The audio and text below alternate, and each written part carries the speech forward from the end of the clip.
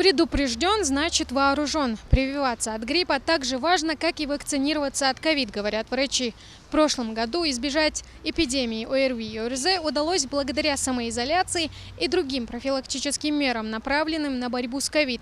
В нынешнем же году есть риск двойной эпидемии. По статистике, в России гриппом болеют ежегодно 8 миллионов человек. К тому же каждый год появляются новые штаммы. И это не говоря о коронавирусе. Сейчас важно привиться и от ковида, и от сезонной инфекции. Потому что одна вакцина не заменяет другую. Прививки отличаются. Они формируют антитела к разным белкам двух разных вирусов. Для добровольного согласия. Вы же согласны сделать вакцинацию против ковид, ознакомьтесь и надо запомнить. Перед уколом заполнение анкеты с вопросами о состоянии здоровья и согласии на получение компонента. И вот уже ничто не мешает Марии Ахмедаровой защитить свой организм от коронавируса. В ее семье этим вирусом переболели все, кроме нее. Но это не повод отказываться от прививки, считает женщина.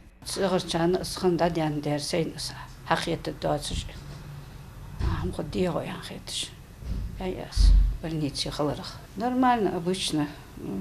Капельницы, лечение. Нормально пройти там. А вот Рона Котикова – одна из тех, кто уже получил оба компонента вакцины от ковида. К своему здоровью относится бережно. Теперь вот намерена еще и от сезонного гриппа привиться. Правда, женщине придется подождать. С момента введения последнего компонента не прошло еще и месяца. Именно такой промежуток необходим, чтобы иммунная система успела выработать антитела. Вакцинации и побочные хандаться. А с прививки цанбетта сабрдя гриппа прививки яс.